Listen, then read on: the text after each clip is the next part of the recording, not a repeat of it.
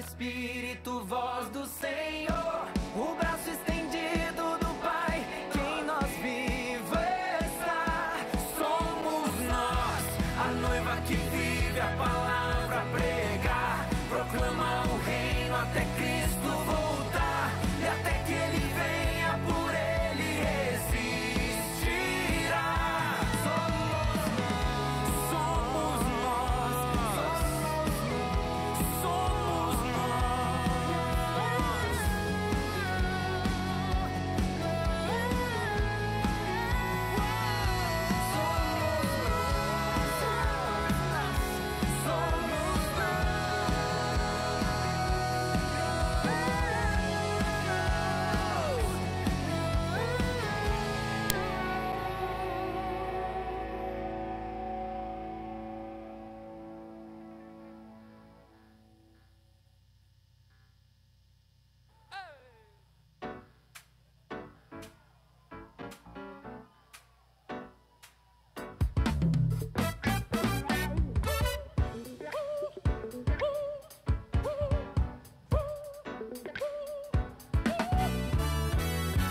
Jeová é o teu cavaleiro que cavalga para vencer. Vai, todos os seus inimigos cairão diante de ti. Cairão diante de ti. Jeová é o teu cavaleiro que cavalga para vencer. Todos os seus inimigos cairão diante de ti. Cairão diante de ti. Escuta, sobre tua vida, meu irmão, não vale encantamento. Sobre tua vida, meu irmão, está a bênção do Senhor.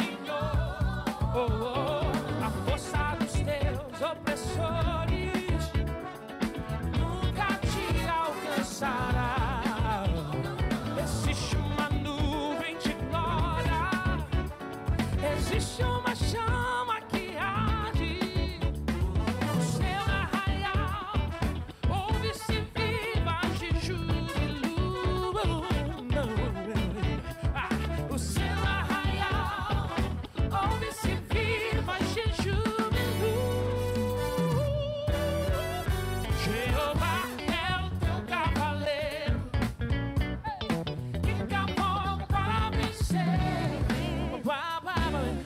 Todos os seus inimigos cairão diante de ti. Cairão diante de ti. Jeová é o teu cavaleiro que cavalga para vencer. Todos os seus inimigos cairão diante de ti. Cairão diante de ti. Profetiza isso, vai. Sobre tua vida, meu irmão, que não vale encantamento. Sobre tua vida, meu irmão, está a bênção do Senhor. A força dos teus opressores nunca te alcançará. Existe uma nuvem de glória, existe uma chama que arde. O seu arraial ouve-se vivas de júbilo. O seu arraial ouve-se vivas de júbilo. Jeová é o teu cavaleiro, eu quero viver que cavalga para vencer. Todos os seus inimigos cairão diante de ti. Cairão. Eu quero ouvir o coral mais giro de São Paulo agora. Aumenta esse volume, vai! Jeová é o teu cavaleiro que cavalga para vencer. Todos os diante de ti. Cairão diante de ti.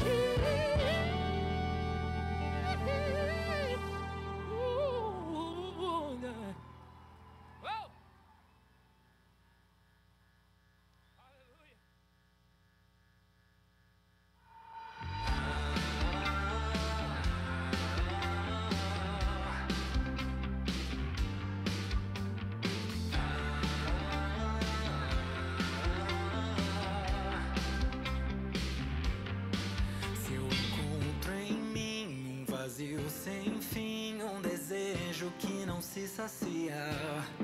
Se não sou daqui e meu existir é preencher essa alma vazia com belezas, riquezas e glória pra mim. Ganho o mundo, mas a alma perdi. Não há nada mais que me satisfaça, Senhor. O vazio em mim se preenche, enfim, no Senhor.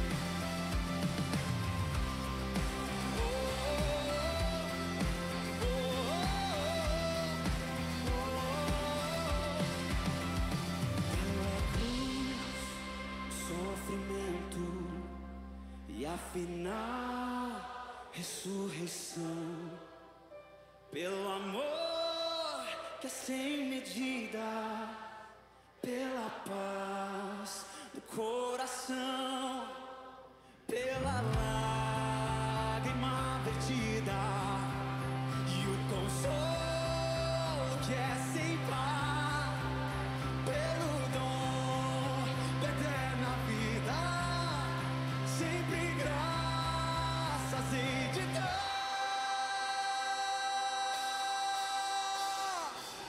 Eu não mereço tamanha graça que me livrou da escravidão. O meu passado não tem poder, pra tua glória eu viverei. Eu não mereço tamanha graça que me livrou da escravidão. O meu passado não tem poder, pra tua glória eu viverei.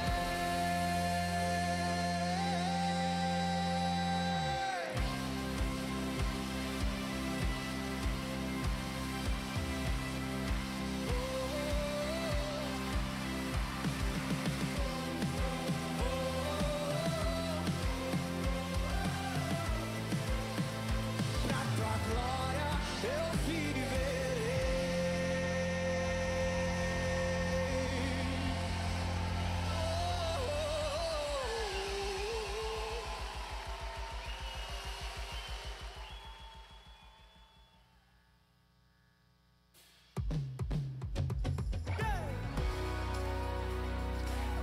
Olha, Paula.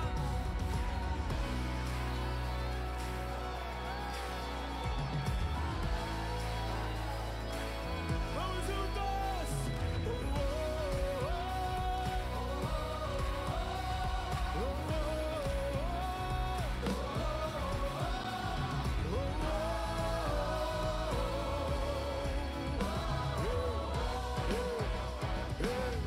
Vamos lá, pressionados, pressionados, mas não desanimados, perplexos, mas não desesperados, porque estamos de pé.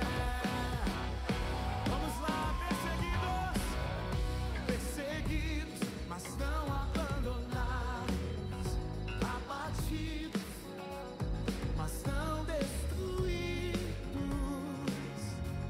Estamos de pé. Vamos lá, não caminhamos, não caminhamos pelo que vemos. O que nos move é o que nós temos. Vamos lá, em uma só voz, nação santa, nação santa. Somos a igreja. Vivemos por fé. Me ajuda aí. Estamos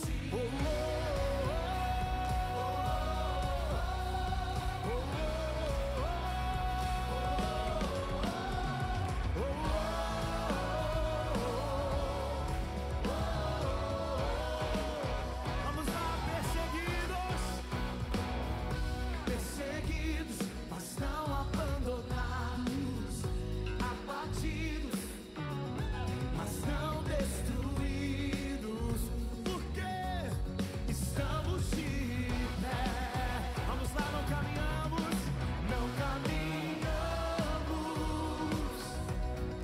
pelo que vemos. O que nos move é o que nós cremos. Vamos lá, povo eleito, nação santa, nação santa. Somos a igreja. Vivemos por fé. Estamos de pé. Quantos podem dizer glória a Deus aí? A perseguição não parou a igreja. O Coliseu não parou a igreja. Os leões não não pararam a igreja do Senhor. O inferno não pode prevalecer. Vamos avançar, não vamos parar de crescer. Ninguém pode parar a igreja do Senhor. Vamos lá, a perseguição não parou, não. A perseguição não parou a igreja. O Coliseu não parou a igreja. Os leões não pararam a igreja do Senhor. Declare com autoridade: o inferno não prevalecerá. Vamos! O inferno não pode prevalecer. Vamos avançar, não vamos parar de crescer. Ninguém pode parar a igreja do Senhor. Não caminhamos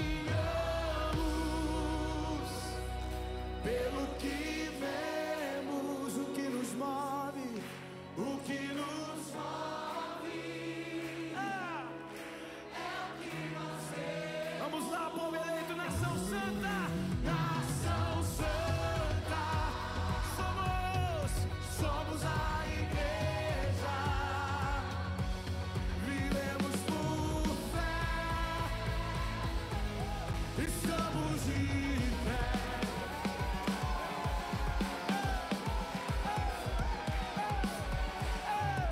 A perseguição não parou a igreja. O Coliseu não parou a igreja. Os leões não pararam a igreja do Senhor. Diga com fé: o inferno não prevalecerá. O inferno não pode prevalecer. Vamos avançar, não vamos parar de crescer. Ninguém pode parar a igreja do Senhor. Diga: a perseguição não parou. A perseguição não parou. O Coliseu não parou a igreja. Os leões não pararam a igreja do Senhor. Diga com toda a tua força: o inferno não prevalecerá. O inferno não pode prevalecer. Vamos avançar. Sim, ninguém pode parar a igreja do Senhor. Oh, oh, oh, oh, oh, oh,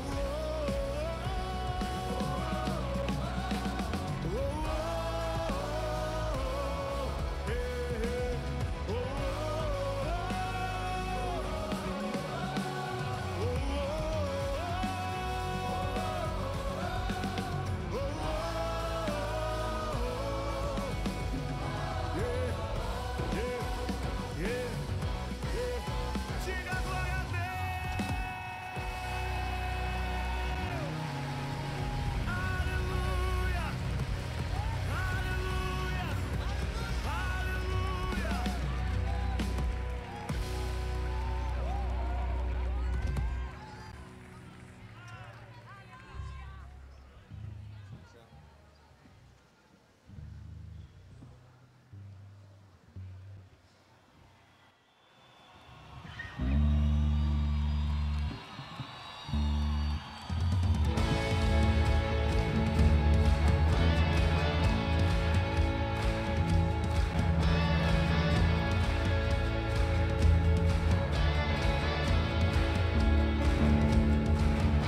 Perdido na escuridão, buscando por proteção.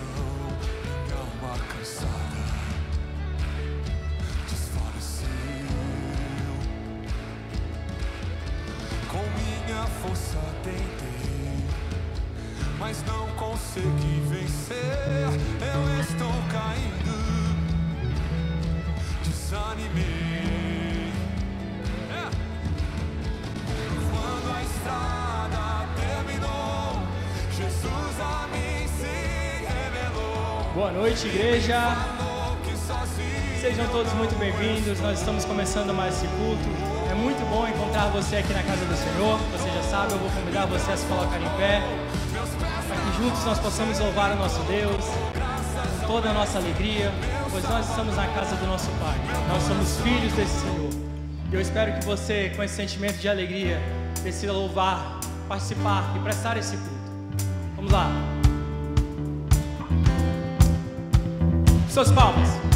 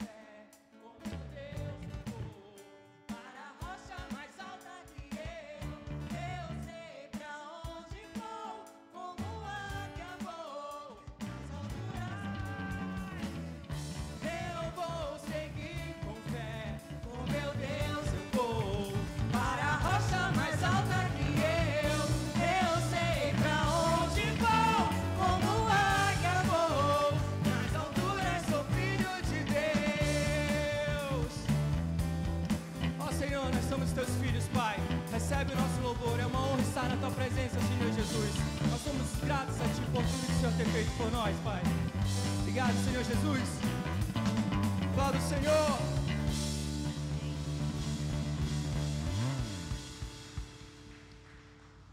Amém, Senhor Jesus.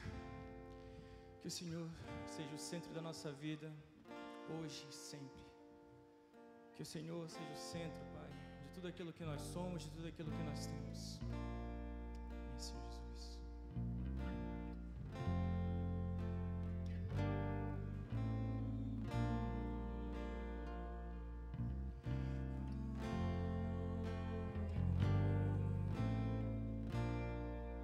Vamos declarar juntos.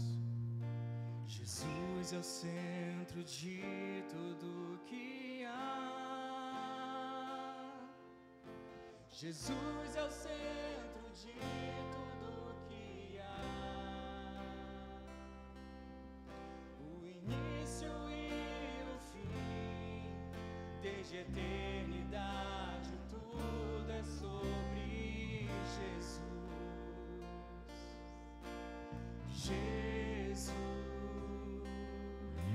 Jesus é o centro de tudo que há. Jesus é o centro de tudo que há. O início e o fim, desde a eternidade tudo é sobre Jesus. Jesus, nada mais importa, nada se compara a ti. Jesus, tu és o centro e tudo aponta para ti. Jesus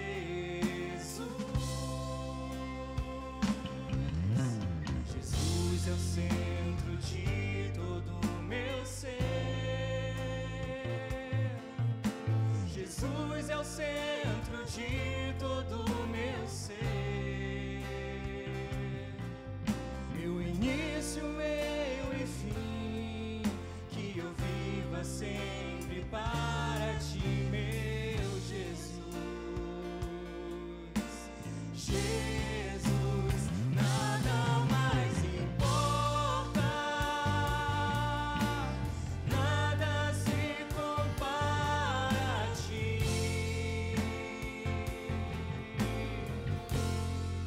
Jesus, tu és o centro e tudo aponta para ti. Jesus, que em meu coração Cristo seja o centro e todo o meu ser mostre quem tu és. Que em meu coração Cristo seja o centro e todo o meu ser mostre quem tu és. Que em meu coração Cristo seja o centro e todo o meu ser mostre quem tu és. Que em meu coração Cristo seja o centro e todo o meu ser mostre quem tu és.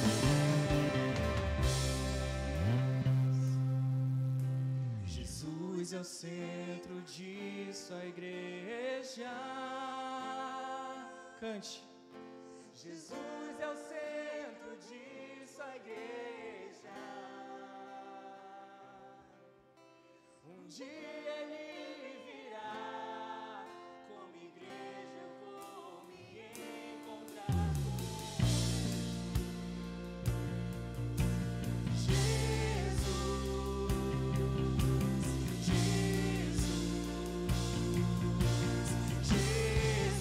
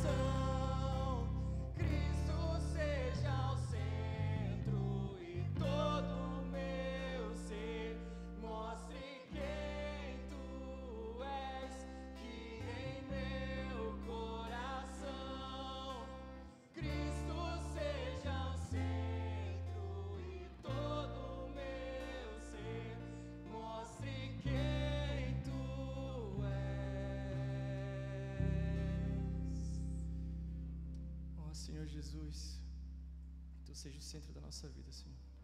Que a nossa existência possa refletir a Tua glória, Pai. Convido você, junto comigo, a fazer a leitura do versículo que se encontra no livro de Gálatas, capítulo 5, versículo 1, que assim diz: permaneçam firmes na liberdade para a qual Cristo nos libertou, e não se submetam novamente a um jugo de escravidão. Meus irmãos, é muito bom saber que um dia o sangue de Jesus nos libertou do pecado. O sangue de Jesus nos deu uma nova vida, uma nova oportunidade, e hoje nós fazemos parte da família de Jesus. Nós não precisamos mais estar submetidos a uma lei que nós somos incapazes de cumprir, porque Ele comprou a nossa salvação pelo seu sangue. Que nós possamos viver de uma maneira que agrade a Cristo, que revele Ele na nossa existência como seus filhos.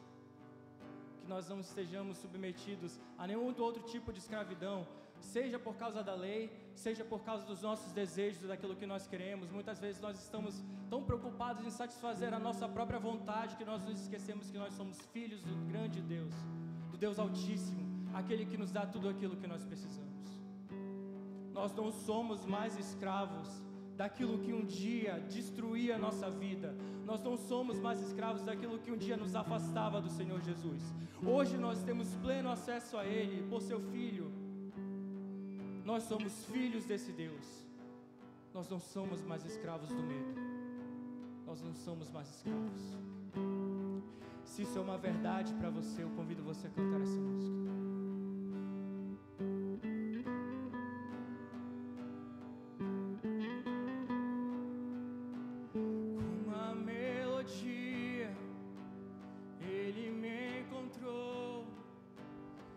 Cercou com uma canção que me libertou dos meus inimigos, dos meus medos, me salvou. Eu não sou mais escravo do medo, eu sou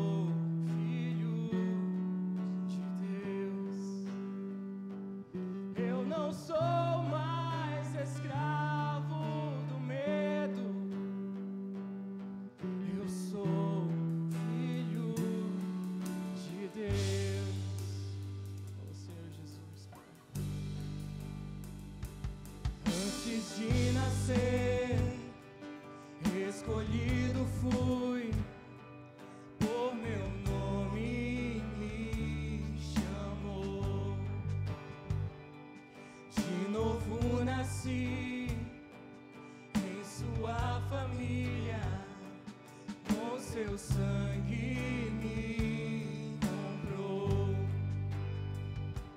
Eu não sou mais escravo, eu sou filho de Deus. Eu não sou mais escravo do medo,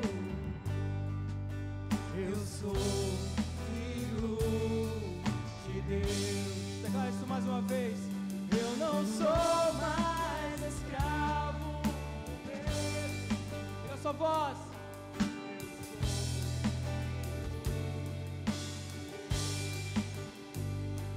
Eu não sou mais escravo do medo, eu sou filho de Deus.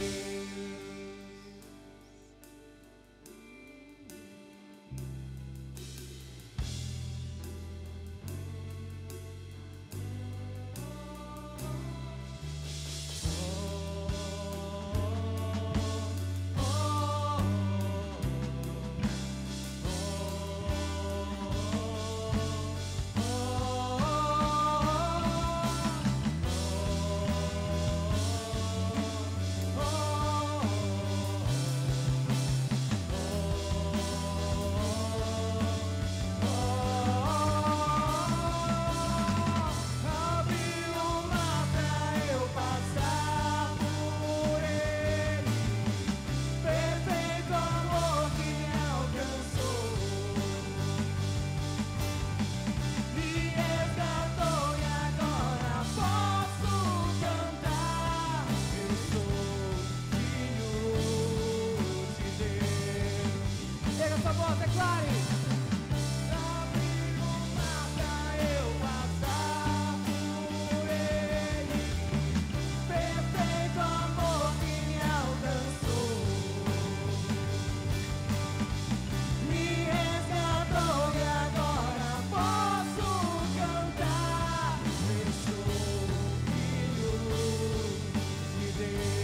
eu sou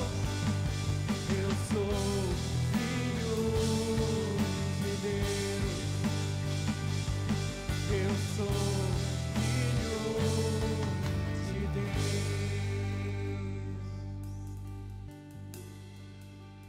Eu não sou mais escravo do medo. Eu sou filho de Deus. Eu não sou mais escravo do medo. Eu sou filho de Deus. Eu sou filho de Deus. Eu sou filho de Deus.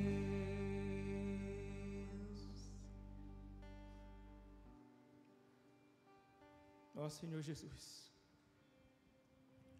nós somos gratos a Ti, Deus, porque hoje nós não somos mais escravos, Pai. Hoje nós não estamos mais dependentes de uma lei, dependentes de sacrifícios, Deus, porque o Teu sacrifício é suficiente. O Teu sacrifício nos comprou, Pai. O castigo que deveria vir sobre nós foi totalmente despejado sobre Ti. E hoje, pelo Teu sangue derramado, nós somos Teus filhos, Pai. Nós nos encontramos aqui na Tua presença, envergonhados, Deus, porque nós já fomos escravos do pecado, Pai. Nós lutamos para minimamente viver de uma maneira que Te agrade, e ainda assim é insuficiente. Se não fosse pelo Teu sangue, Deus, nós não estaríamos aqui. Nós somos gratos, Deus, pelo privilégio e pela misericórdia de sermos chamados de Teus filhos, por um Pai que nos ama, independente das nossas falhas, Deus. Um Pai que nos aceita, mesmo sabendo tudo de ruim que existe dentro de nós, Pai. Nós somos Teus filhos. E nós queremos com a nossa vida Te honrar, Pai. Levar o legado do nosso Pai, levar o legado do nosso Deus.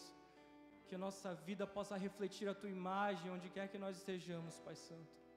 Que seja uma prova viva da Tua existência, Deus. Que possa revelar, sem que seja necessário falar, mas pelas nossas atitudes, que o Senhor vive em nós, Pai. Que seja algo real, que seja verdadeiro, que queime dentro de nós, Pai Santo, um desejo de viver para Ti, de dizer: eu sou o Filho do Deus vivo, é o Senhor quem vive em mim. Esse é o nosso desejo, Pai Santo. Nós somos gratos a Ti por essa oportunidade, Deus, de estar na Tua presença, de poder dizer: Pai, eu Te amo, obrigado pelo Teu sacrifício. E é no nome santo, santo, santo e poderoso do nosso Pai que nós oramos. Amém, Senhor. Amém.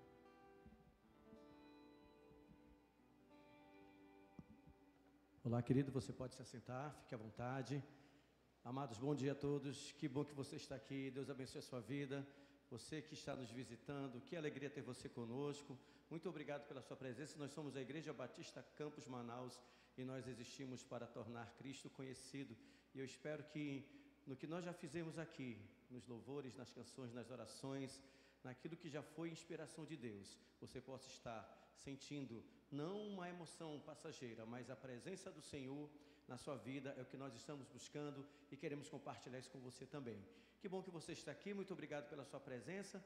Nós queremos dizer para você que nós estamos no período um pouco tumultuado da nossa história, porque nós estamos fazendo algumas mudanças, algumas adaptações, tudo dentro do que é calculado pela engenharia, pela ciência, para fazer o melhor que a gente pode. Levantamos uma parede, vai ter outra parede aqui, pastor, também? A gente levantou uma parede, você não vai olhar agora porque ela está lá fora, mas quando você sair, você olha a parede.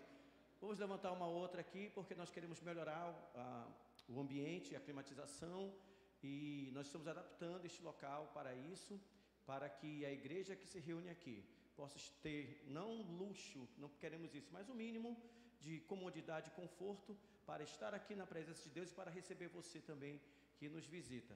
E que alegria é a nossa de participar da obra de Deus, de poder colaborar com o pouco que nós temos para que essas coisas se realizem. E nós estamos agora nesse momento também do nosso culto, que é o momento da arrecadação dos dízimos, das ofertas, dizendo que nós já temos certeza. Eu sempre lembro do pastor lá da Presbiteriana falando isso, né, sobre o trabalho que ele estava fazendo na igreja e os recursos, e ele dizia assim para a igreja: querida, deixa ele falar uma coisa tão acalentadora para o nosso coração. Deus já nos deu todos os recursos, amém? Deus já nos deu todos os recursos. Ele está aí com você, é só você trazer para a gente aplicar na obra de Deus. Eu acho que é um pouco isso. Nós vamos agora compartilhar um pouco do que Deus nos tem dado, e você está vendo um pouco do que é usado para esses recursos, e nós só queremos alertar você, principalmente você que está nos visitando, você que está vindo agora. Esse é o momento em que a gente externa da nossa maneira também a gratidão ao Deus que cuida de nós. Então, se você que não é mais escravo do medo, você que é filho de Deus, se você tem essa compreensão de que esse é um momento de gratidão, de dizer: Senhor, está aqui nesse pouco o muito do que tu tens cuidado de mim, está aqui representado muito do teu amor e da tua graça na minha vida.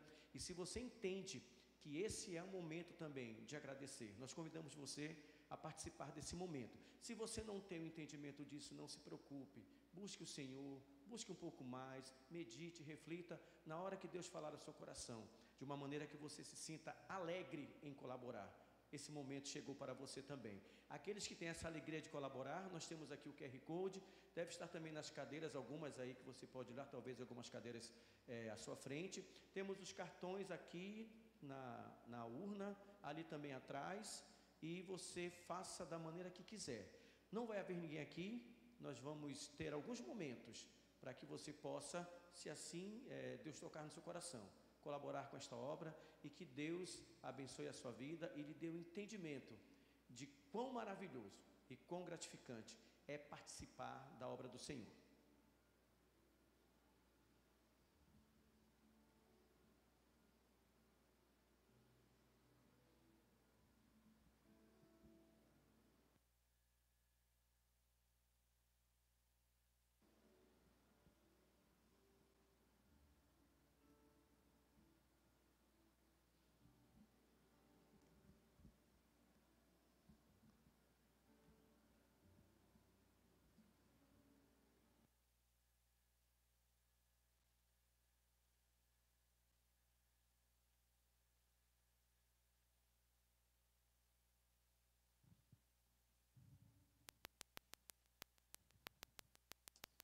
Eu também quero dar boa noite para você. Seja muito bem-vindo, especialmente você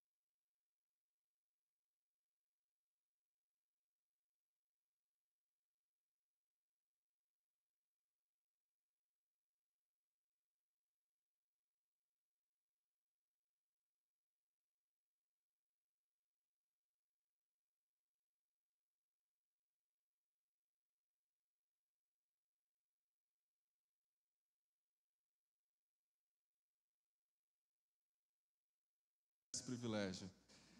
Nós temos algumas imagens que vocês podem ver na tela dessa fofura que Deus tem nos presenteado. Naim é uma resposta do Senhor. Naim é um presente de Deus. E Deus confiou ele confiou a Jamília e a Paulo, mas é tão grandioso e tão especial que isso transborda. E saibam que meu coração também celebra com isso. Saiba que meu coração e o coração de tantas outras pessoas, parece que de alguma forma a gente também carrega essa emoção. E ver os nossos filhos aqui, respostas de oração, dando no privilégio da vida. Que especial, que especial. Eu não sei se eles vão querer tomar da palavra, fazer uso da palavra, mas eu vou dar oportunidade. Amém. Boa noite, amada igreja. Amém, irmãos?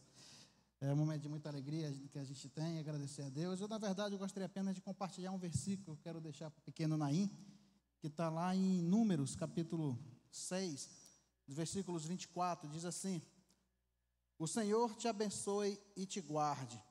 O Senhor faça resplandecer o rosto sobre ti e tenha misericórdia de ti. O Senhor sobre ti levante o rosto e te dê paz. Então esse é o desejo que a gente tem para a vida do Naim, que ele tenha o temor de Deus em seu coração, que o Senhor o abençoe, que ele honre o Senhor em toda a sua caminhada, e nós como pais pedimos a misericórdia de Deus para que possamos contribuir nesse processo, nesse crescimento da vida do Naim. Que Deus abençoe em nome de Jesus. Amém.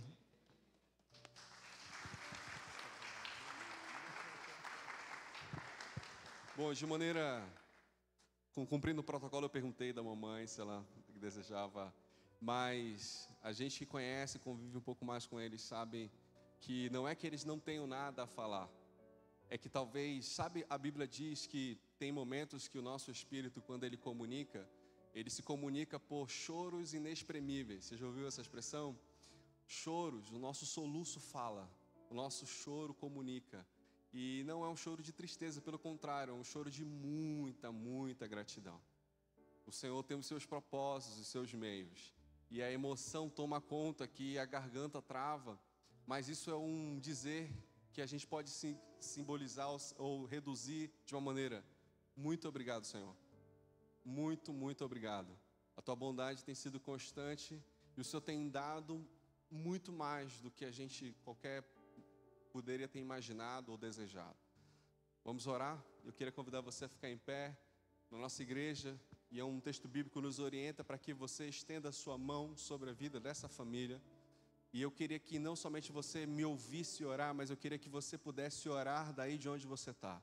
E não tenha problema de falar de maneira alta ou audível, de maneira que outras pessoas possam ouvir, mas declare a sua bênção sobre a vida do Naim, sobre a vida do Paulo, da Jamília. Vamos orar, faça isso, vamos fazer isso juntos como igreja. Querido Deus, obrigado, Senhor, por nos permitir viver algo tão especial aqui, Senhor. Senhor, louvado seja o teu nome, Deus, pelo privilégio que temos como igreja de celebrar esses momentos tão cativantes, tão memoráveis e significativos. Senhor Jesus, nossos corações estão cheios de muita gratidão, celebrando, vibrantes, porque o Senhor nos deu o presente da vida. Naim é esse simbolismo e essa representatividade da tua bondade, que hoje se concretiza nos nossos braços. Que privilégio é o nosso de vivenciar isso, de acompanhar isso. Senhor Jesus, a nossa vida que é tão passageira, tão breve, quando se depara com o nascimento, com a chegada de um presente tão valioso, a gente consegue ainda mais dimensionar a tua grandiosidade e a tua soberania. Obrigado, Deus, por nos constranger dessa maneira tão especial. Que o Naim, Deus, possa crescer com saúde, com vibração, que ele possa ser um primo, um filho, um sobrinho, um neto muito abençoado. Que ele possa continuar a trazer alegria, que ele possa continuar a ser um testemunho da tua paz, que o Naim possa ser um apaziguador, o Naim possa ser, Deus, aquele que une as pessoas. Muito obrigado. porque tudo isso aponta para o Senhor. E o nosso desejo, nosso pedido principal, Senhor, é que o Naim cresça e que ele possa, com a sua própria boca, confessar ao Senhor como o Deus da vida dele. O sucesso que nós almejamos para a vida dele é que o Naim seja um homem que conhece a Deus e que anuncia a Deus por onde ele vai. Que nós, como igreja, possamos ajudá-los, caminhar com eles, ser suportes para eles. Mas que a sua vida seja dirigida pelo Senhor em todos os momentos, em todas as fases. Obrigado pelo que estamos celebrando essa noite. Obrigado pela tua bondade que se revela de maneira tão densa e tão forte. Louvado seja o teu nome. Em nome de Jesus, amém. Amém. Você pode sentar.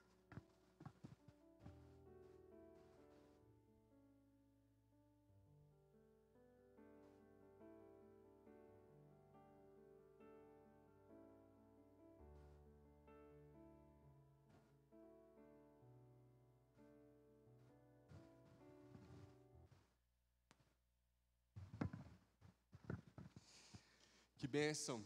Eu quero convidar você aí para o livro de... É isso mesmo. Eu não sei se está muito animado ou se estão assim, Gálatas, ou Gálatas. Tem Gálatas na Bíblia? Tem Gálatas. Gálatas, capítulo 3. Ainda estamos no capítulo 3. Nós estamos brincando porque, na verdade, essa é a 6ª semana. Não tenho muita certeza, eu tentei fazer esse cálculo um pouco antes do culto começar, mas talvez seja a 6ª ou a 7ª semana que estamos no livro de Gálatas. E a 3ª semana que vamos para o capítulo 3. E agora eu quero convidar você a abrir no versículo 26. Please. Gálatas capítulo 3, versículo 26. Agora sim, Gálatas capítulo 3, versículo 26. Abra sua Bíblia e me acompanhe nesse texto. Acho que nós vamos ter na tela, diz o seguinte: todos vocês são filhos de Deus mediante a fé em Cristo Jesus, pois o que em Cristo foram batizados, de Cristo se revestiram. Não há judeu nem grego, escravo nem livre, homem nem mulher, pois todos são um em Cristo Jesus. Se vocês são de Cristo, são descendência de Abraão e herdeiros segundo a promessa. Agora nós vamos iniciar o capítulo 4, versículo 1. Gálatas, capítulo 4, versículo 1 diz assim: digo, porém, que enquanto o herdeiro é menor de idade, em nada se difere de um escravo, embora seja dono de tudo. No entanto, ele está sujeito a guardiões e administradores até tempo determinado por seu pai. Assim também nós, quando éramos menores, estávamos escravizados aos princípios elementares do mundo.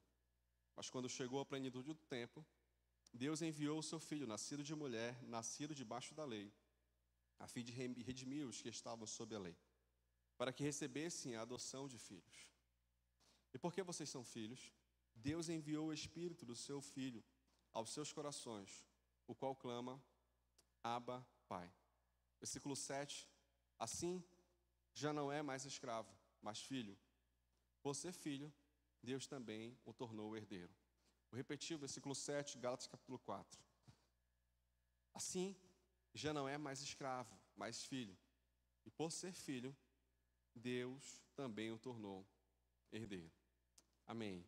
Bom, nós chegamos aqui no capítulo final do capítulo 3, início do capítulo 4. E os estudiosos nos dizem que esse é o auge do texto que Paulo escreveu até o momento. Esse é o clímax. Na verdade, não é só o clímax daquilo que Paulo escreveu aqui aos irmãos da Galácia, mas é o clímax do que é o Evangelho. O que é o Evangelho? Exatamente o que acabamos de ler e que nós vamos tentar explicar daqui para frente. Quando Paulo procura ensinar aqueles primeiros cristãos sobre o que é Evangelho, ele deixa muito claro, ele faz várias comparações tentando explicar àqueles irmãos o que significa de maneira concreta o Evangelho. Na carta aos Gálatas, Paulo ele é muito duro, Paulo é muito firme. Se você for para o versículo 1, olha a expressão que ele usa, Gálatas 3:1. Olha a expressão que ele usa para falar com os irmãos da Galácia. Olha como é que Paulo chama eles. Ó Gálatas insensatos, quem os enfeitiçou? Essa é, sem dúvida, uma das cartas mais duras que Paulo escreve. Paulo parece estar profundamente irritado com a postura desses irmãos, porque Paulo entende que eles haviam compreendido o Evangelho, mas por alguma razão eles estão enfeitiçados, ou debaixo de um feitiço, que fez com que o Evangelho que agora eles estão vivendo fosse totalmente desvirtuado e totalmente alterado. Isso faz com que Paulo olhe para esses irmãos e diga assim: vocês são insensatos, está faltando sensatez em vocês. E quando Paulo mostra essa maneira um pouco mais dura de falar, isso mostra quanto aquele problema que os irmãos da Galácia estão vivendo é um problema sério. Aquilo é uma coisa que precisa ser corrigida. Esse modo de pensar o Evangelho alterado precisa ser logo corrigido. Até o versículo 24, ainda do capítulo 3, ele argumenta de forma muito dura. Paulo usa as palavras muito duras para chamar a atenção, reforçando que a lei, ela não tem poder para salvar, mas apenas conduzir até Cristo. Mas agora, a partir do versículo 26, exatamente, Paulo parece mudar de tom. Paulo agora muda um pouco a maneira como ele vai falar com aqueles irmãos. Agora Paulo vai usar um tom mais positivo para falar com esses irmãos. E depois de ele falar de uma forma muito firme, agora ele vai falar sobre a beleza do Evangelho. Então, percebe que a maneira como ele está conduzindo provoca uma reflexão, mas agora Paulo quer apresentar para esses irmãos a firmeza e a beleza do Evangelho. E para que você entenda, Paulo está escrevendo para corrigir um erro na igreja da Galácia.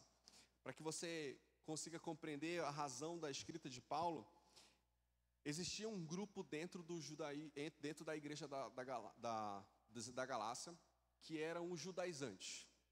Um grupo de irmãos que eram judeus e que entendiam que para que você pudesse ser aceito por Deus, ou seja, você pudesse ser salvo, não era suficiente crer no sacrifício de Jesus, mas você também precisava praticar e cumprir a lei de Moisés.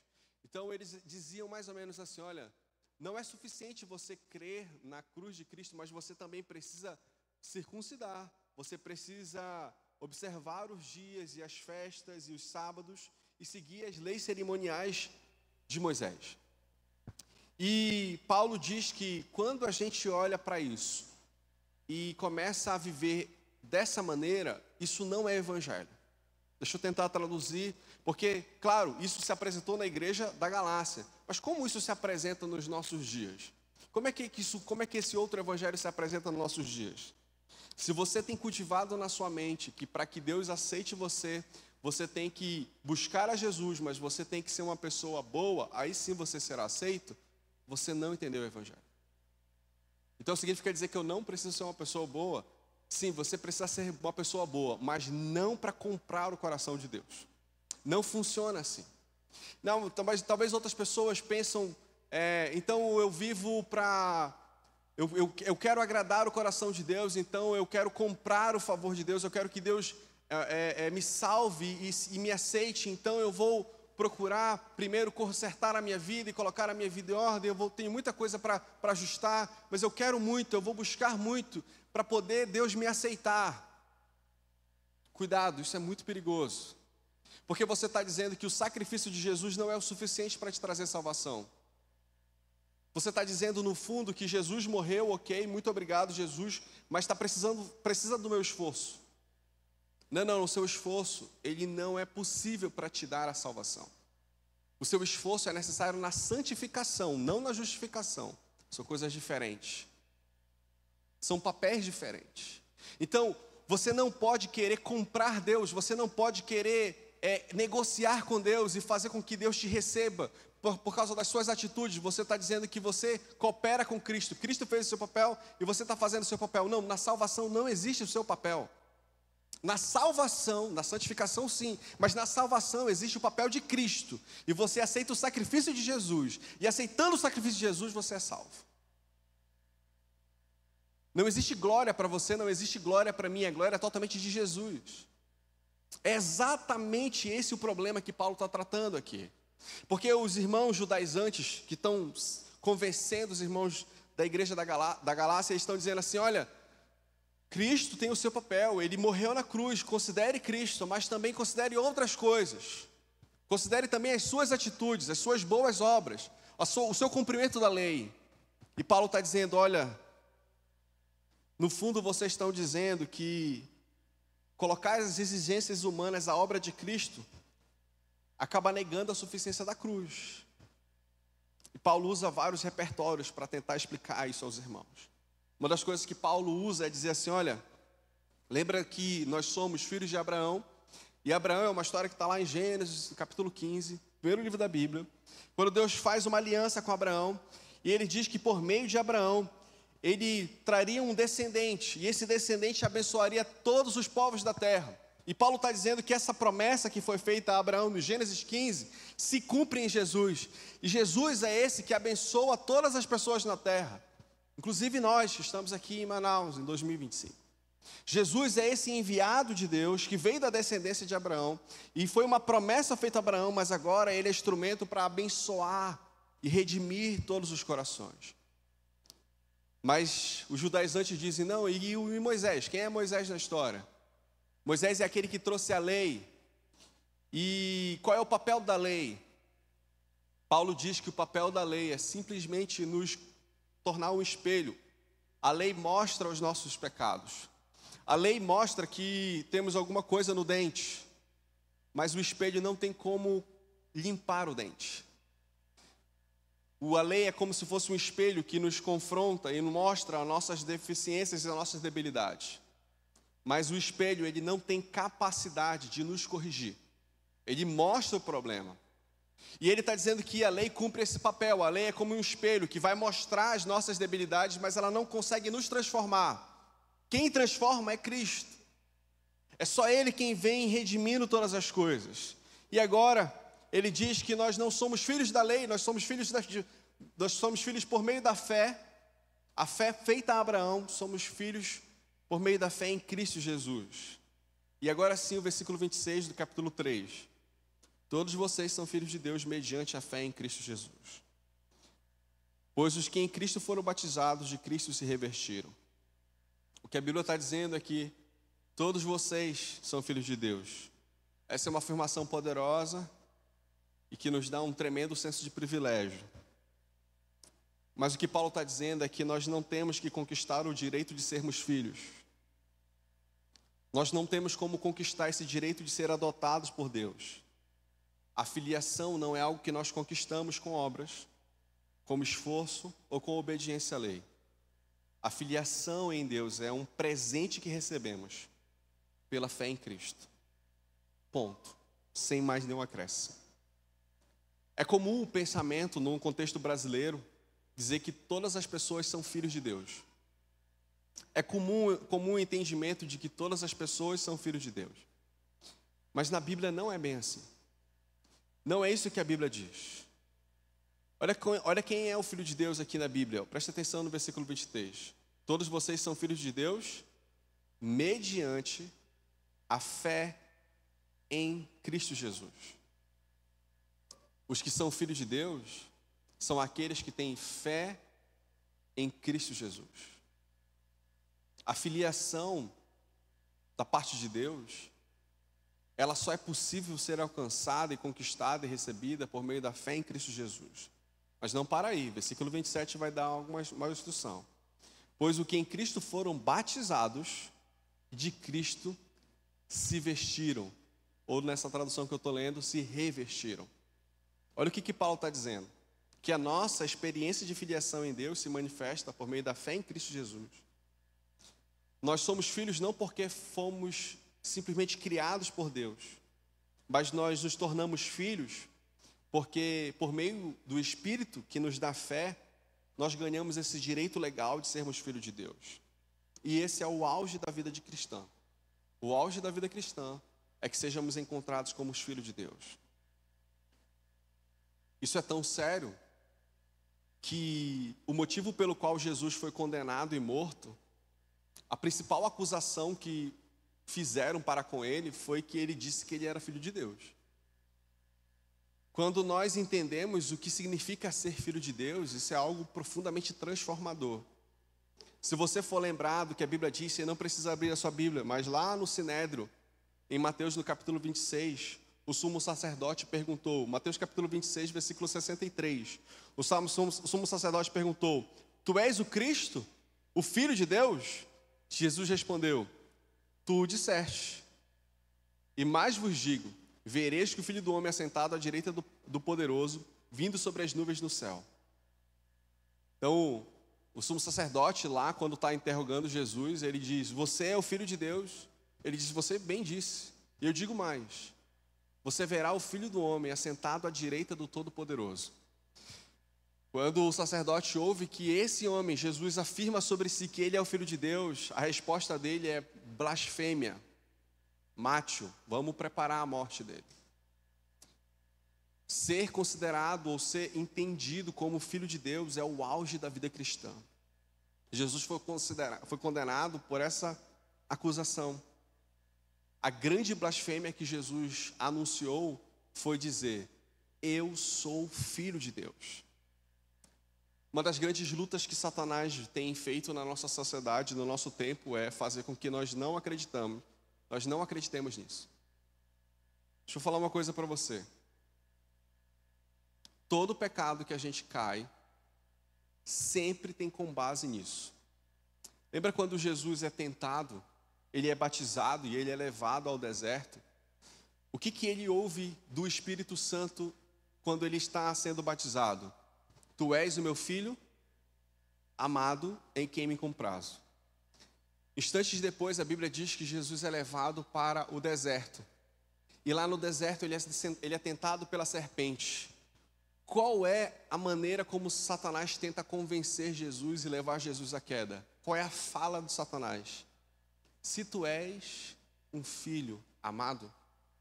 Percebe que ele acabara de ouvir que ele é um filho amado.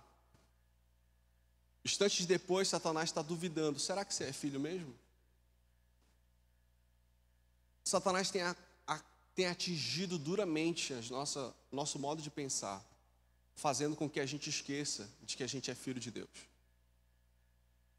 E todas as vezes que nós nos esquecemos que somos filhos de Deus, sabe o que gera no nosso coração? Nosso coração é tomado de ansiedade.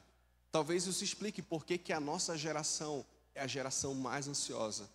Porque nós temos esquecido que nós somos filhos de Deus.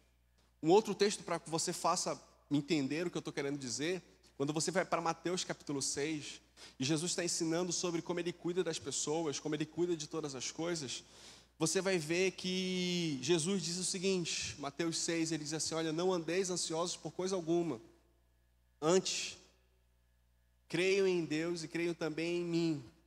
E aí ele está dizendo no capítulo 6, ele está dizendo assim, olha, vocês não precisam andar ansiosos porque vocês têm um Pai que cuida de vocês.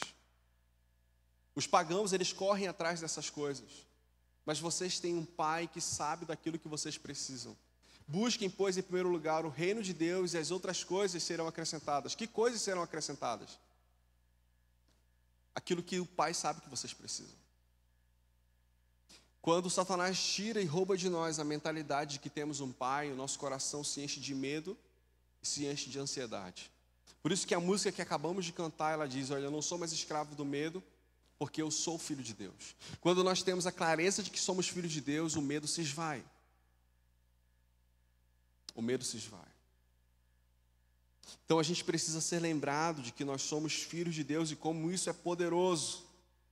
Mas como é que nós nos tornamos e somos tratados como os filhos de Deus? Versículo 27. Pois o que em Cristo foram batizados, de Cristo se revestiram. O que é o batismo? É uma manifestação pública de que nós nascemos em Cristo. E Paulo está usando um simbolismo para dizer que aquelas pessoas que nasceram de Cristo, é como se elas estivessem usando uma roupa nova, e essa roupa é Cristo. E todas as vezes que Deus Pai olha para a gente e Ele vê a gente revestido de Cristo, Ele não vê a gente, Ele vê Cristo. É como se nós estivéssemos cobertos por Cristo, revestidos de Cristo. E quando Deus Pai olha para as nossas vidas, Ele não vê mais um pecador ele vê a justificação por meio do sacrifício de Jesus que eu aceitei, que eu reconheci. Então, isso me torna um filho de Deus, porque aquilo que Jesus fez me cobre, aquilo que Jesus fez me reveste. Por isso que quando Deus olha para nós, Ele enxerga Jesus na nossa vida. E logo, se todos estamos revestidos de Cristo, o que acontece? No versículo 28.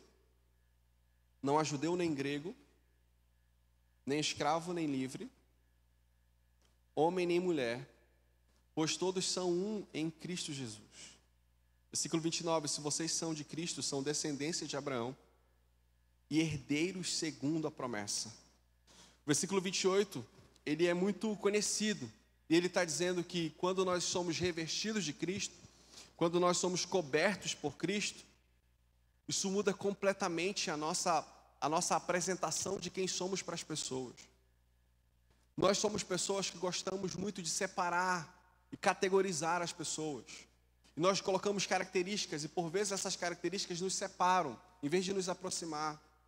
E aí, por isso que Paulo está dizendo, olha, depois que você está coberto por Cristo, depois que você foi revestido pelo sacrifício de Jesus, não há nem judeu nem grego, nem escravo nem livre, nem homem nem mulher, pois todos são um em Cristo. Cristo cobriu a todas essas pessoas. Então quer dizer que as pessoas na igreja, elas são todas iguais e não tem distinção funcional nenhuma entre as pessoas da igreja? Não, não é isso que Paulo está dizendo. Não é isso que Paulo está dizendo. Mas o que ele fala é que todas as barreiras que por vezes separavam, que criavam facções e rivalidades, em Cristo elas são desarmadas. Todas as vezes que nós queremos departamentalizar as pessoas e separar as pessoas por classe social, por cultura, por gênero, em Cristo isso tudo é desmontado. Essas coisas que por vezes a nossa sociedade gosta de separar, criar facções e rivalidade, quando somos cobertos por Cristo, Ele une a todos. É exatamente esse o ponto que ele está dizendo no versículo 28. Não há judeu nem grego, nem escravo nem livre, porque a sua identidade não é mais a sua origem de nacionalidade, não é a sua origem de gênero. O que te identifica é se você é filho de Deus. Essa é a sua identidade principal. Se você é nascido em Cristo, essa é a sua maior identidade. Se você é nascido em Cristo, se você é coberto pelo sangue de Jesus, esse é o maior status que você poderia ter. Filho de Deus, revestido de Deus. Então aí agora é secundário se você é judeu, se você é grego, se você é escravo, se você é livre. Isso é secundário, porque você está revestido de algo ainda mais precioso, um status ainda mais valioso, que é ser Cristo, revestido de Cristo. Mas é interessante que Paulo vive numa cultura não diferente da nossa, uma cultura muito dividida, cheia de facções. E ele cita 3 barreiras que costumam dividir as pessoas. Primeiro, é a barreira cultural. Naquele período, naquele momento da história, a grande divisão do mundo eram os judeus e o grego. E ele está dizendo, olha, em Cristo não existe essa barreira cultural de judeu e grego. O judeu continua sendo judeu, o grego continua sendo grego, mas em Cristo eles são um, porque Cristo reveste a todos. Uma segunda barreira que Paulo destaca ainda no versículo 28 é a barreira da classe social. Por isso que ele usa a expressão, não existe nem escravo nem livre. Por que não existe nem escravo nem livre? Porque isso representava a barreira social, de classe social. O homem ou a pessoa livre era uma pessoa rica, poderosa, empoderada. E o homem escravo e a pessoa escrava era uma pessoa pobre, sem direito, sem vontades. E Paulo está dizendo, olha, e Cristo veio para alcançar o rico, e veio para alcançar o pobre, veio para alcançar o homem livre, veio alcançar para o homem pobre, e em Cristo eles são um. Não existe mais divisão entre eles. E aí a terceira e grande barreira cultural da época de Paulo é a barreira de gênero. Homem e mulher. E a mesma coisa que Paulo está tentando nos ensinar, que em Jesus, essa que era a barreira mais forte da época, porque as mulheres eram consideradas como inferiores aos homens em tudo. Mas o que Paulo está dizendo é que em Jesus não existe isso. Não existe essa divisão. Não é que Paulo está dizendo que não existe mais mulher, não é que não existe mais homem. É que ele está dizendo, existe mulher, existe homem, mas não existem as barreiras que separam e que dividem. Porque Cristo cobre a todos, e cobrindo a todos, Ele os unifica. E Ele faz uma única família. É exatamente esse o ponto. O que Paulo está querendo dizer é que a nossa identidade não é definida por categorias humanas, mas a nossa identidade é definida pela identidade em Cristo. Essa é a nossa maior identidade. Costumamos dizer quem somos, e geralmente associamos a nossa profissão, mas essa é uma tarefa, mas a nossa identidade é em Cristo. E é isso que Paulo está querendo dizer. Qual é a sua identidade? Você é filho de Deus. Troque o seu status no Instagram por Tiago Lincoln, no meu caso, filho de Deus. Esse é quem sou, essa é a minha maior identidade. Filho de Deus por meio de Jesus Cristo. Esse é o auge da vida cristã. Versículo 29. E se vocês são de Cristo, são descendentes de Abraão e herdeiros segundo a promessa. Isso também é bem interessante. Porque herdeiros segundo a promessa, se vocês são de Cristo, são herdeiros e descendentes de Abraão, herdeiros segundo a promessa. É interessante, porque naquela cultura, o judeu, pelo menos para o povo judeu, era uma classe superior. Era uma classe de pedigree, não é que você me entenda? Não tem misturas. É puro, é o sangue puro. Grego não é isso tudo não. E Paulo faz comparação entre judeu e grego. Ou melhor, Paulo está dizendo que eles todos, revestidos de Cristo, são uma única só pessoa, uma única identidade. Paulo faz uso dizendo assim que o homem livre naquela época é quem tinha poder, é quem tinha vontade. Mas Paulo está dizendo que o escravo em Jesus também tem. A mulher era totalmente desprestigiada. Mas Paulo está dizendo que a mulher em Jesus, ela é revestida e tem a sua identidade em Cristo. E aí no versículo 29 ele vai dizer que todos esses são incluídos como filhos de Abraão segundo a promessa de Jesus. Para o judeu, herdeiro é coisa séria. Descendência de Abraão é coisa séria. Para que você tenha uma noção, quem que tem direito à herança?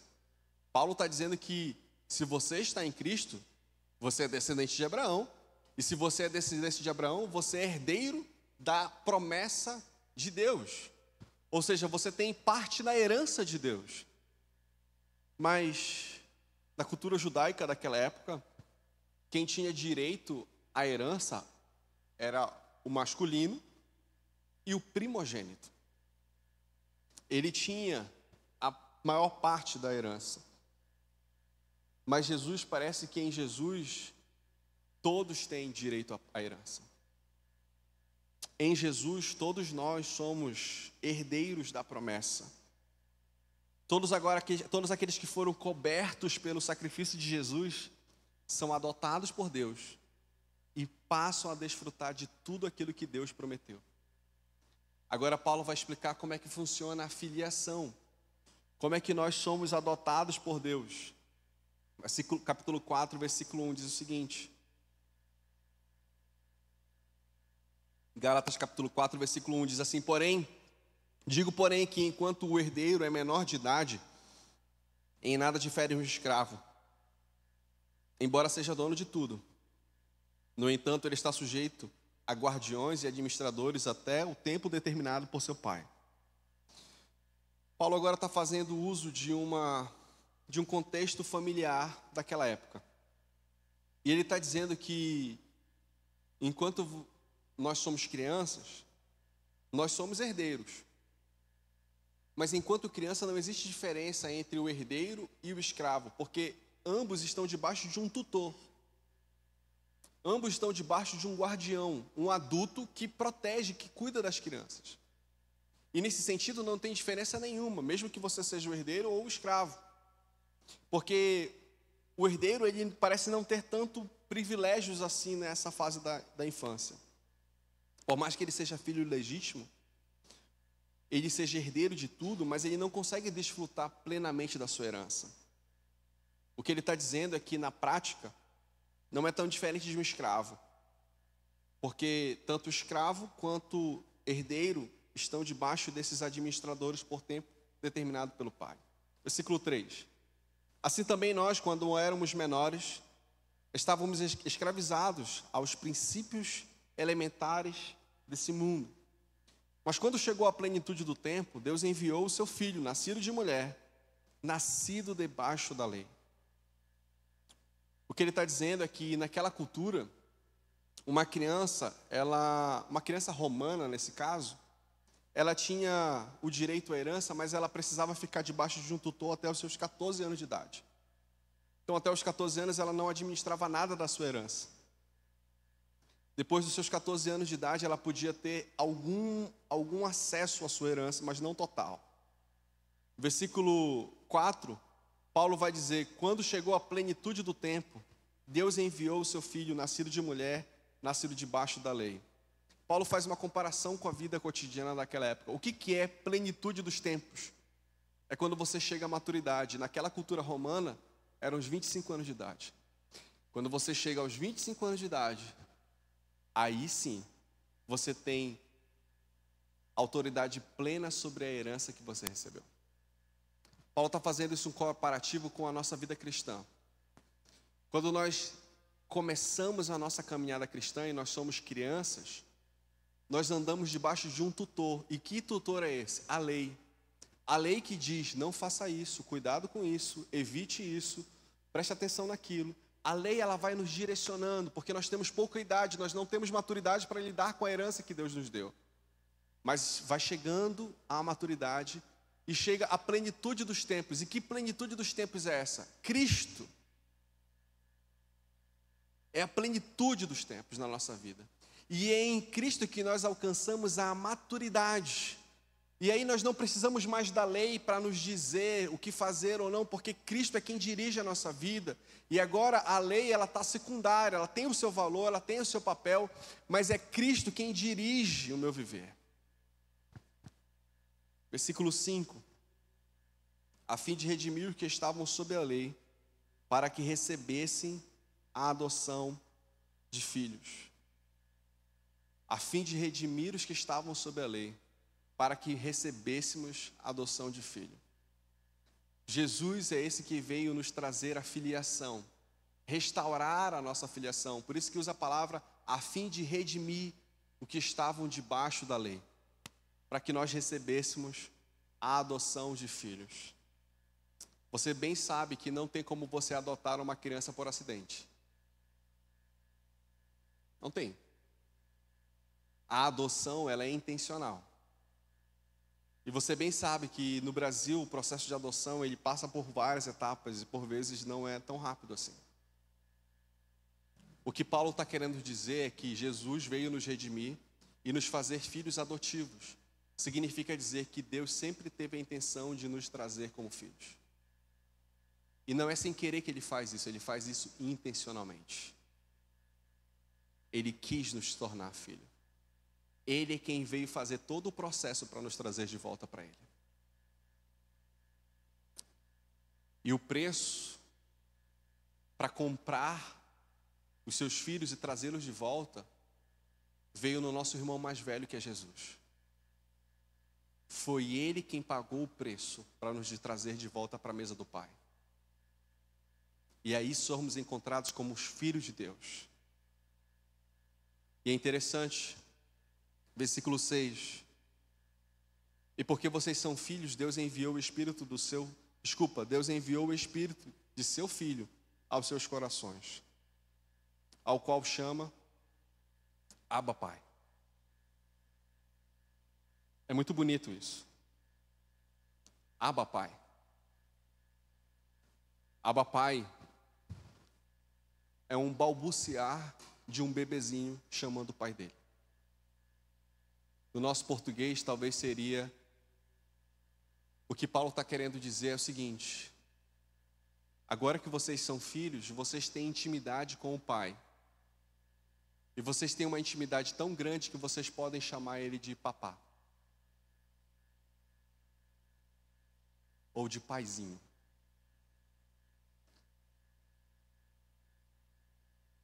Isso é um tremendo de um privilégio que nós temos. Nós podemos chamar Deus de Pai. Talvez a sua noção de pai esteja um pouco desconfigurada ou desfigurada pela realidade humana. Mas o que a palavra de Deus está nos dizendo é: você tem um pai e você pode chamar ele de papá ou de paizinho. Ele está te ouvindo. E foi exatamente para isso que ele veio. Para vir ao seu encontro, restaurar o relacionamento com você e te tornar filho. Um filho amado. E essa é a sua maior identidade. Porque vocês são filhos. Deus enviou o Espírito do seu Filho ao coração de vocês. E ele chama Abba, Pai. Último versículo, versículo 7. Assim, você já não é mais escravo, mas filho. E por você ser filho, Deus o tornou herdeiro. Quando estávamos distantes de Deus, nós nos aproximávamos do Pai, mas não éramos íntimos dele. Nós até tínhamos algum contato com ele, mas nós não éramos íntimos. Eu usei essa expressão hoje de manhã no Conectar. Se você tem alguém que trabalha na sua casa, provavelmente essa pessoa, ela é próxima de você, ela tem acesso a lugares de intimidade, mas ela não é íntima. Porque ela tem um papel de escravo nesse papel, nesse cenário. Você consegue compreender? Ela é uma trabalhadora.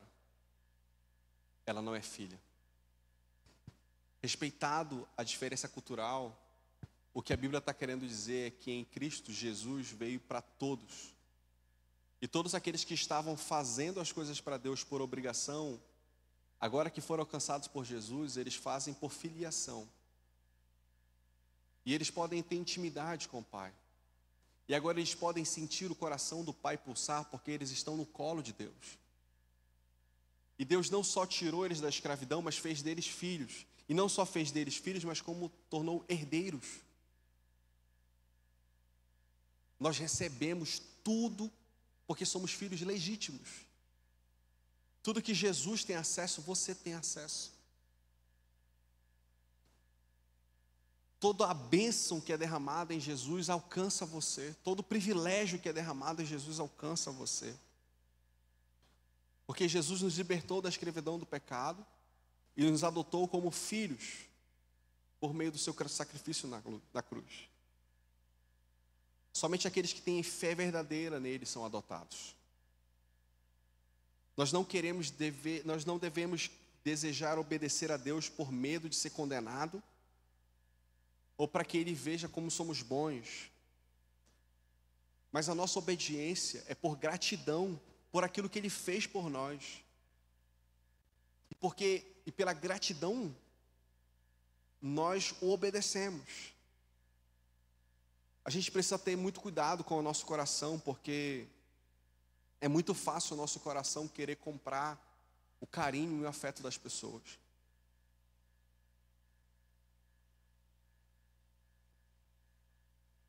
Eu nasci na igreja, no ambiente cristão, e eu tenho uma inclinação natural de querer ser uma pessoa legalista. Para que você entenda o que é uma pessoa legalista, é uma pessoa que quer que tudo aconteça certinho. Uma pessoa que força dos outros que tudo aconteça dentro dos conformes, dentro dos padrões. Só que quando a gente vive dentro desse conceito de performance, de fazer tudo dentro do quadrante, dentro do que foi combinado,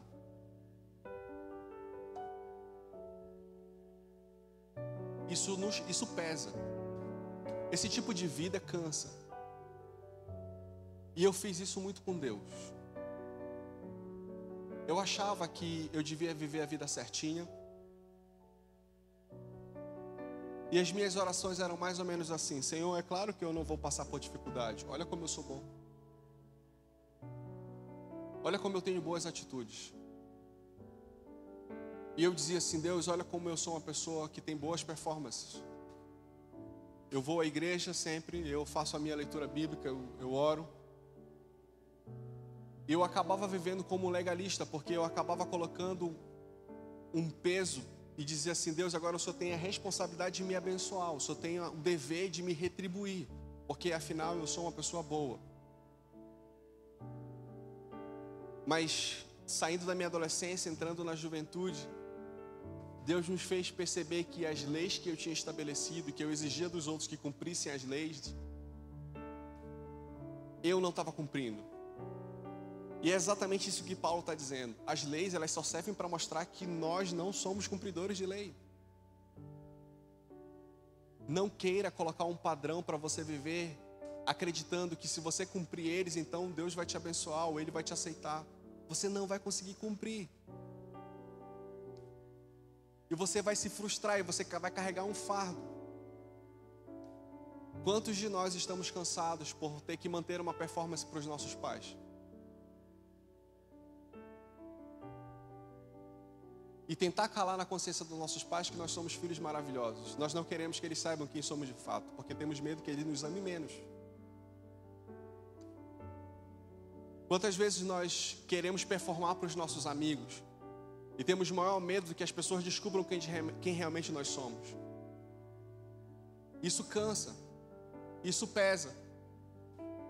O que Jesus está dizendo para a gente é: olha, vocês são filhos de Deus não porque vocês são bem performáticos, não porque vocês cumpriram a lei. Deus não está esperando isso de vocês. Deus ama cada um de vocês. E para que você seja amado, você não precisa ser perfeito. Na verdade, você não precisa fazer nada. Cristo já fez o suficiente. E Ele fez tudo. Então agora você pode descansar. Não precisa você continuar carregando máscaras para as pessoas. Não precisa mais você querer ficar performando na frente das pessoas.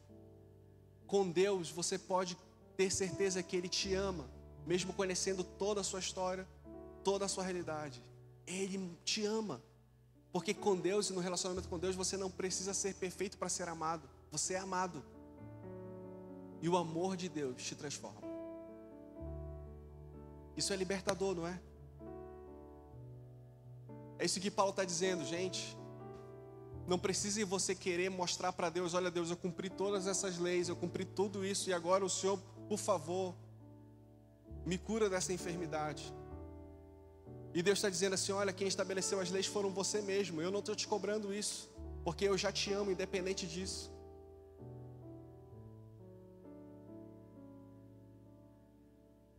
Eu sei que é chato falar isso, talvez o Jonas quando crescer vai me cobrar um pouco sobre o que eu falo muito dele, né?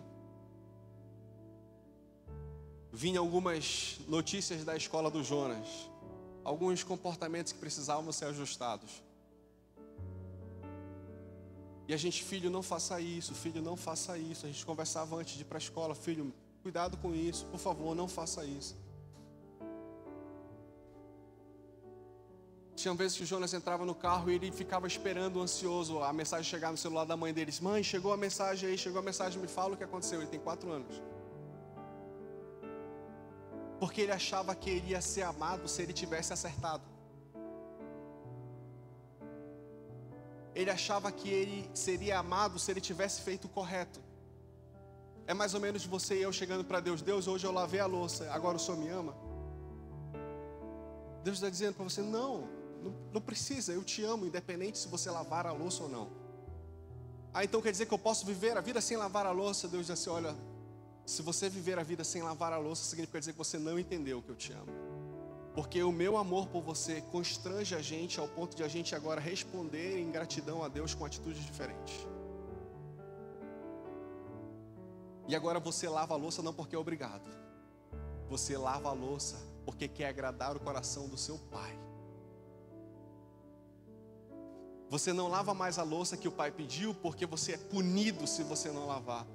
Você lava a louça porque você ama tanto o pai, que que você quer agradar o Pai nos detalhes. Não se esqueça, você é um filho de Deus. Não tenha medo de Deus. Você não precisa ser escravo do medo, porque Cristo morreu para trazer você de volta para casa. E isso é libertador. Então eu não preciso fazer nada. O primeiro passo que você precisa é dizer: Senhor, obrigado pelo teu amor. Eu aceito esse seu amor. Porque no final, tudo que nós fazemos é por algum amor. É por algum amor, não é por algum amor que você trabalha, não é por algum amor que você vai para a academia, não é por algum amor que você estuda. Pois é esse amor que você está em busca, é o amor de Deus, e Ele já deu para você. Só que você esqueceu que você é filho. E você acha que você não tem direito ao amor, mas você tem. Só que Satanás fez você esquecer que você tem um pai que te ama. Ainda não aconteceu de Jonas chegar e dizer assim: papai, antes de dormir, certifica se tem carne na geladeira para o almoço de amanhã. Ele tem pai. Você também tem. Por isso você pode descansar na sua semana. Porque nessa noite você foi lembrado de que você tem um pai que ama você e que cuida de você. E você pode descansar que você é herdeiro dele. E tudo aquilo que ele prometeu para Jesus, ele prometeu para você. Receba isso, em nome de Jesus. Querido Deus, Pai, obrigado pelo amor tão maravilhoso que o Senhor nos deu. A estada do Naim aqui com a gente nos fez lembrar que nós somos bebês diante do colo de um Deus todo-poderoso. Bebês indefesos, desprotegidos, totalmente dependentes do amor do Pai.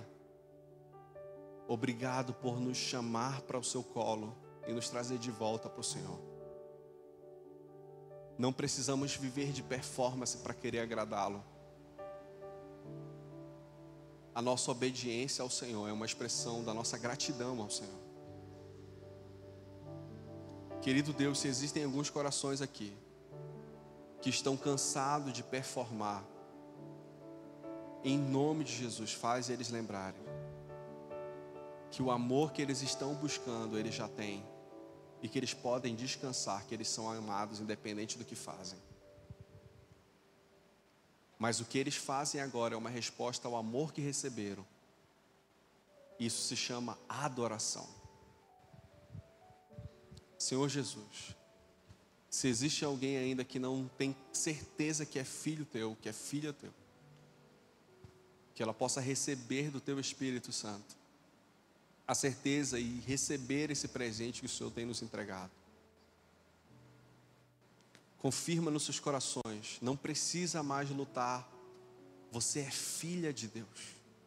Não precisa mais procurar conquistar as pessoas, você é filho de Deus. E você é herdeiro de Deus. E a promessa que foi feita em Jesus se cumpre também na sua vida. Nos dá uma semana livre da nossa ansiedade, livre dos nossos medos. Porque somos lembrados que temos um Pai, um bom Pai. Obrigado. Em nome de Jesus, amém.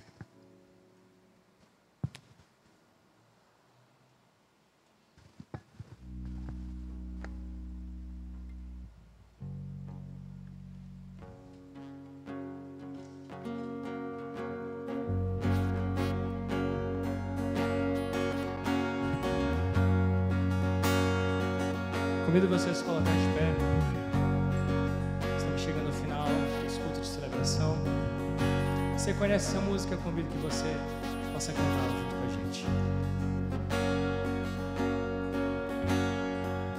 Quem sou eu que me receba assim? Me encontro o seu amor por mim, seu amor por mim. Que Deus liberta, livre enfim será. Sou filho de Deus, sim eu sou.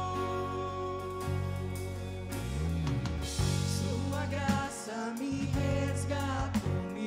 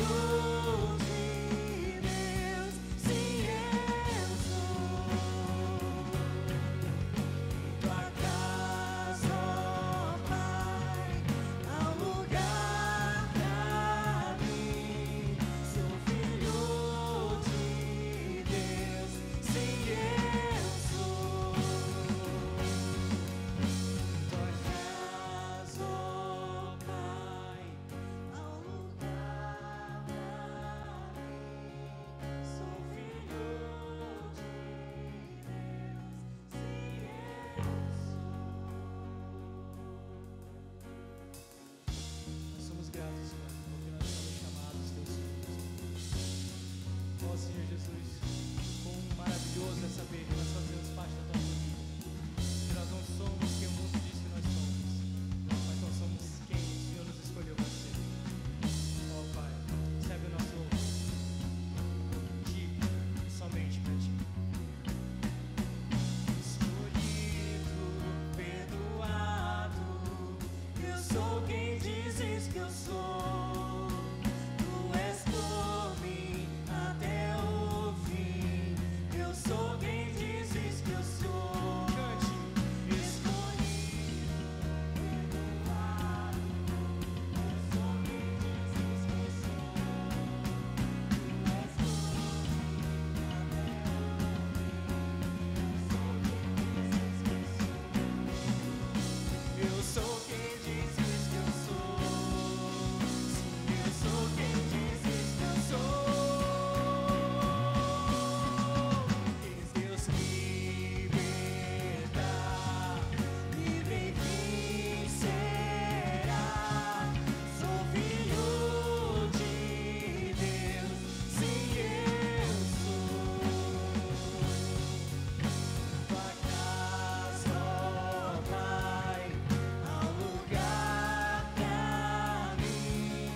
Sou filho de Deus, sim, eu sou. Tua casa, ó Pai, há um lugar pra mim. Sou filho de Deus, sim, eu sou. Que Deus dê uma semana com a certeza de que você é um filho amado do Senhor. Que Deus a todos abençoe. Nós nos encontramos aqui no próximo domingo. Fiquem com Deus.